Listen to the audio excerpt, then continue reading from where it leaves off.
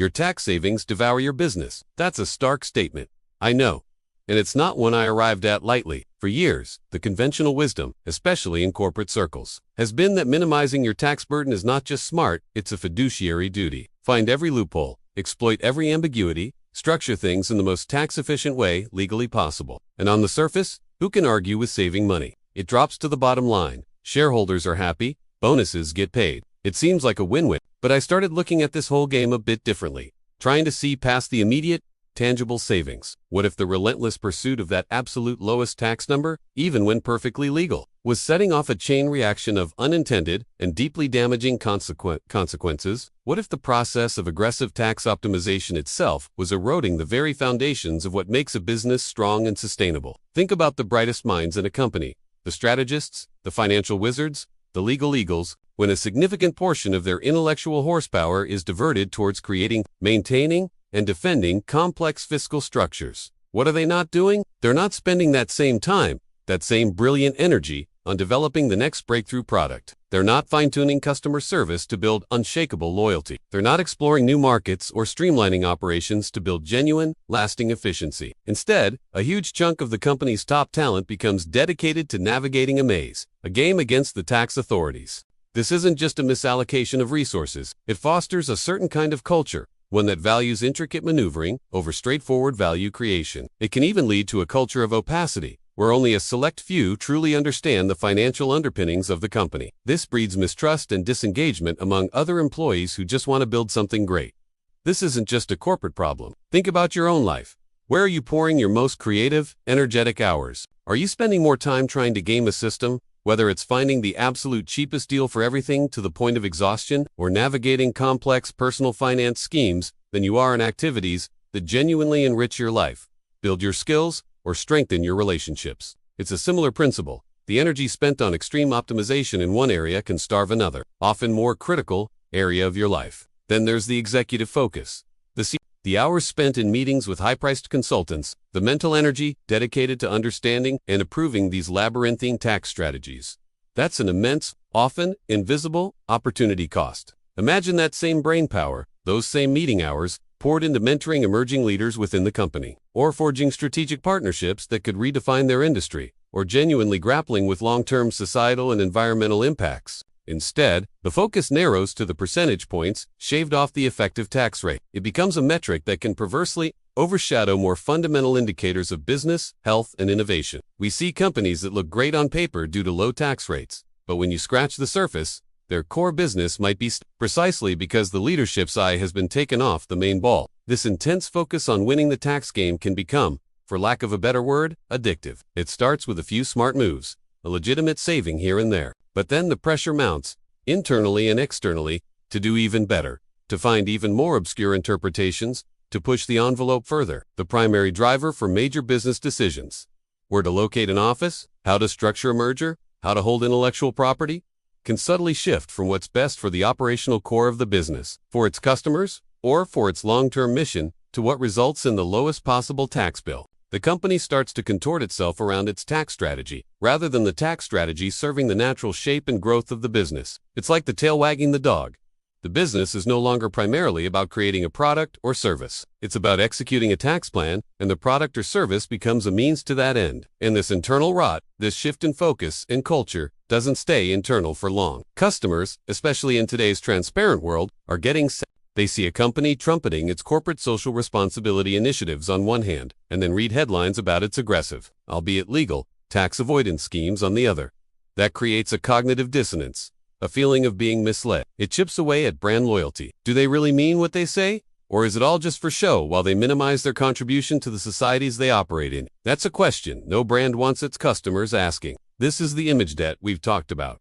It's not just a PR problem, it's a fundamental breach of trust. Potential employees, especially top-tier talent who can pick and choose where they work, are also watching. Many of them want to work for companies with a clear purpose, companies they can be proud of, companies that demonstrate ethical behavior beyond just bare-bones legal compliance. If they sense that a company's primary genius lies in fiscal gymnastics rather than innovation or positive impact, they'll look elsewhere. So, the very act of trying to save money on taxes can end up costing you the people who could generate far more value in the long run. Now, The common defense you'll hear when these aggressive strategies come to light is, "But it's legal." And technically, that might be true.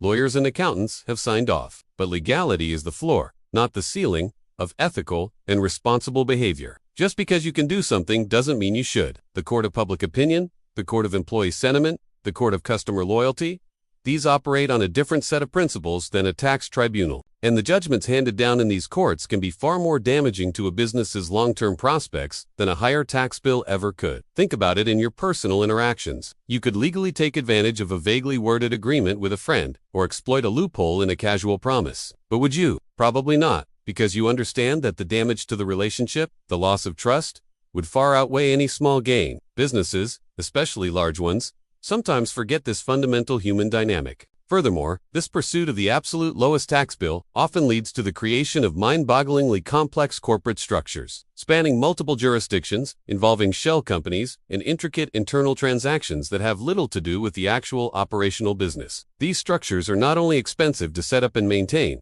requiring armies of advisors, but they are also brittle. Tax laws change, political winds shift. A structure that was perfectly legal and efficient one year can become a massive liability. The next, inviting audits, penalties, and a public relations nightmare as you scramble to dismantle or defend it. The supposed savings can be wiped out many times over by the cost of compliance, the legal fees, and the reputational fallout when things go wrong or when the legislative environment changes. It's like building a house of cards on a windy day. It might look impressive for a moment, but it's inherently unstable. And there's a broader societal impact too. When many large, profitable entities engage in extreme tax minimization, it puts more pressure on smaller businesses and individual taxpayers to fund public services. It can also lead governments to create even more complex and arguably more burdensome tax laws to try and close the perceived loopholes, making the entire system more difficult for everyone to navigate, including those who were never trying to be overly aggressive in the first place. So, when we say your tax savings devour your business, it's not hyperbole. It's a recognition that the relentless, all-consuming focus on minimizing tax can divert critical talent from innovation, cost you golden opportunities for growth, foster a cynical internal culture, erode public trust and brand loyalty, and expose the company to significant future risks. The savings are visible and immediate. The devouring is often slow, insidious, and internal, until one day the business finds itself weaker, less agile, less trusted, and wondering how it lost its way, all while congratulating itself on its low effective tax rate. True, sustainable value is built on great products, strong customer relationships, empowered employees, and genuine innovation. Not on the cleverness of your tax department alone. It's time to recalibrate what smart really means. So, how do we take this understanding, this idea that obsessive optimization can backfire, and apply it to our daily lives? It's simpler than you might think. It's about recognizing where we might be saving pennies at the cost of losing dollars.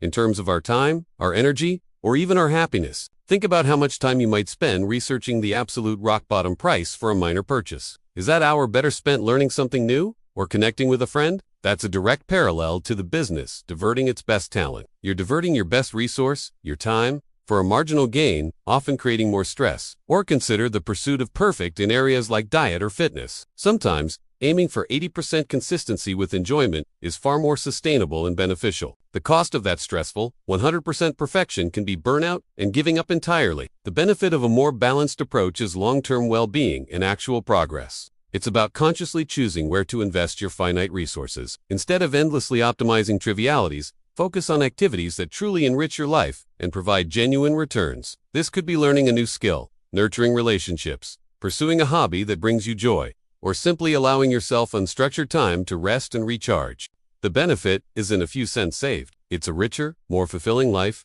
less stress, and more genuine connection and personal growth.